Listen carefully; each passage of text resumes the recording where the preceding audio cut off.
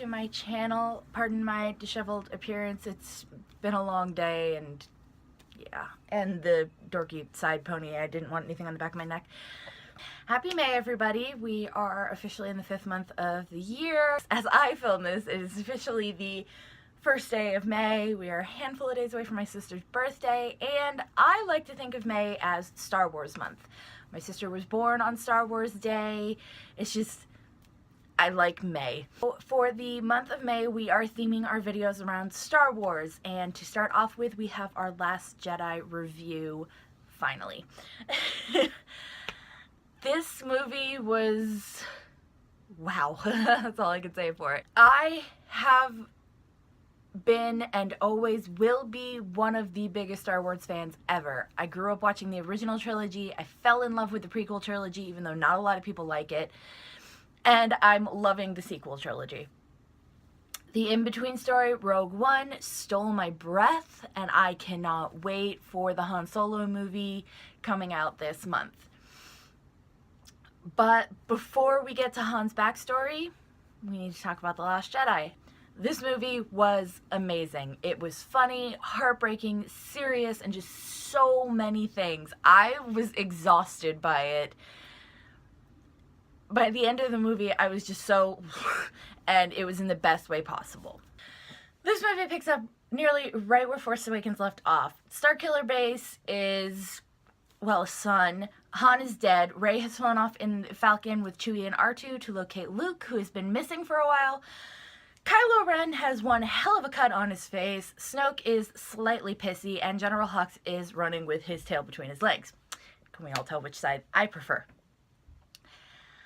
So, when The Last Jedi starts, the Resistance base is evacuating. Why? The First Order knows where they are and are on their way to attack. Can't use their fancy planet gun anymore, so they have to get off their bubble butts and actually go to the planet. While this is happening, poor Rey is stuck with a very moody Luke, trying to convince him to train her in the Jedi arts. Luke's not having that crap. He's done with the Jedi, going so far as to close himself off from the Force. Personally, I didn't know a Jedi could do that, but you learn something new every day.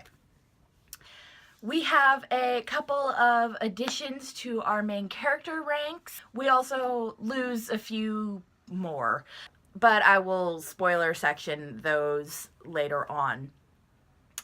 Let's get with our two new characters, though, who is Rose Tico, I want to say her name is, and Vice Admiral Emmeline Holdo. We'll start with Rose. I like Rose. Rose is a female human working as a maintenance worker within the Resistance. We first see her when Finn is, well, Finn. He's very much being himself. And we see Rose crying over her sister Paige, who died at the beginning of the movie, trying to take out a First Order ship. Spoiler, she did it. Girl did damn good. Rose ends up using a shock prod on Finn when she sees he's trying to jump ship away from the First Order. Yes, he's trying to warn Rey of what's going on, but still, Finn, come on, man. Rose and Finn end up going on a mission for Poe to find a code breaker on a very swanky world that basically caters to the rich, powerful, and idiots funding the war from both sides. Rose has no love for the richer side of life, having always known hardship ever since she was a child. Her people were forced to mine for the First Order, and then their planet was shelled for their efforts. That was the main cause of Rose and her sister Paige joining the Resistance. Because of Rose's less than positive feelings for the rich and powerful, she doesn't share Finn's amazement at the world they enter. She actually feels quite negatively about it. It's a bit of a point of contention between the two for a bit. Now on to Holdo. Look, I think I'm pronouncing her name right. Anyway, look, I understand chain of command and following orders and that kind of stuff, but God, the woman needed to remove the stick from her butt and see why Leia keeps Poe in the loop, to keep him from doing stupid shit like he did. Which is going behind Holdo's back, trying to stage a coup, and Off track. Haldo is one of those people Leia has known for years and was probably poked and prodded until she joined the Resistance. Admiral Akbar, anybody? She bullied him out of retirement. From what I can gather, Haldo helped Leia with the rebellion before the fall of the Empire, but never officially joined. It's with the Resistance and the First Order that she takes up the fight. When Leia is gravely injured and all the other high commanders of the Resistance are killed, Haldo takes over command. Then boy does she take over. I'll grant her plan and what she did to save the Resistance was amazing, but girl does know how to keep a secret. Of course, it's because of this we get to watch Leia stun Poe's stupid ass, so there's that. I was a great advocate of Poe in the first movie. He was awesome, he was amazing. In this one, he is just a little too much like Han for anybody's liking. But watching Leia slap him and then stun him was just, it was something. As much as Haldo rubbed me and everybody else the wrong way, she does in the end give her life for the Resistance in one of the coolest ways possible. She takes her the Resistance cruiser and drops out of hyperspace in the middle of the First Order ship. I mean, talk about awesome. That is one way to go out.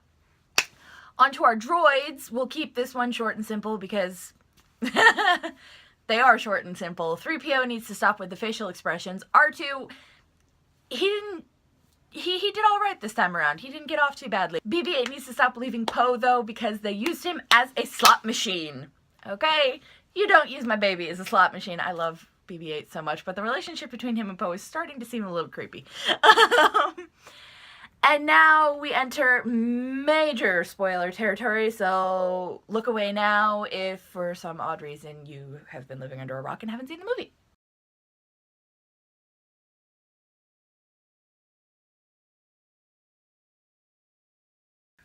We'll start with Rey's reveal, her parents. Turns out they were nothing more than drunks who sold their daughter off for drinking money. Not the reality she wanted, but the one she got.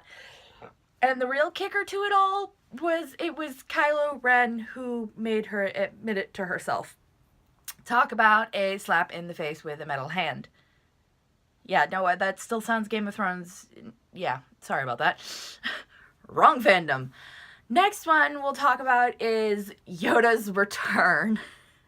Yes, you heard me right. We see Yoda again. He's a Force spirit, yes, but that doesn't stop him from smacking Luke with his Geimer stick, and I do mean that literally. I would not have wanted to be his Padawan, let me tell you, because I would have had so many bruises. I would have had like a permanent shape on my forehead from his Geimer stick. But he does have a reason for being there, aside from abusing Luke and letting us know that you go slightly cuckoo in the netherworld of the Force, even as a Jedi. But for Luke, even as a Jedi Master, he still has a lot to learn, and who better to teach him than Yoda? He helps Luke come to terms with his failures with Ben and reminds him that mistakes and failures are one of the most important, if not the most important lesson that a Master must learn. Which leads us to our last spoiler. Because of Yoda's teachings, giving Luke the help he needed to find his way again, he's able to confront Kylo Ren, giving the Resistance the time it needs to escape, and imparting one last wisdom on his former Padawan, and that is that Luke is not the last Jedi. At the conclusion of his fight with Kylo, Luke passes on into the Force in much the same manner as Obi-Wan and Yoda before him. It was so peaceful in a way. It was kind of like Yoda passing in a way. You didn't really have time to feel upset about it because there was still other stuff going on. But at the same time, you know, it was definitely a major event. Now, let's talk gay in space. I love Tyler Oakley for coming up with that phrase. In Force Awakens, there were some definite moments between Finn and Poe that could either be seen as bromance or the beginning of a little something more. All depended on how you wanted to see things. I saw gay in space. However, in Last Jedi, there appears to be something building between our friendly former stormtrooper and our Rose. And it looks very promising. I support both pairings, to be honest, so we'll just see what we get in the next movie. All in all, I love this movie so much. Unlike other second trilogy movies, you know, like Attack of the Clones and Empire Strikes Back, this didn't feel like a filler, like it was just there to carry on the plot lines to the final movie. It was good.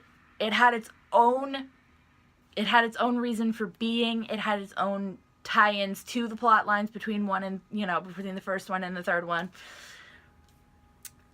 The cast was amazing, and I cannot wait for number 9. I am curious about how they're going to handle Carrie Fisher being gone. Give me a moment. Because Leia was still alive at the end of the movie. But I guess we'll find out come number 9. And that is our review for Star Wars The Last Jedi. Let me know down in the comments below what you thought of it when you went to see it. If you agree with me that it doesn't feel like a typical second trilogy movie, second movie in a trilogy, if it felt more like it fit in. I'm hoping you understood what I just said, because I don't know how to reword it. Remember to give the video a thumbs up if you enjoyed it. Don't forget to hit the subscribe button and turn on the little notification bell so you get a notification every time I upload. All of my social media handles and my blog will be down in the description below if you want to read the post that goes along with this video.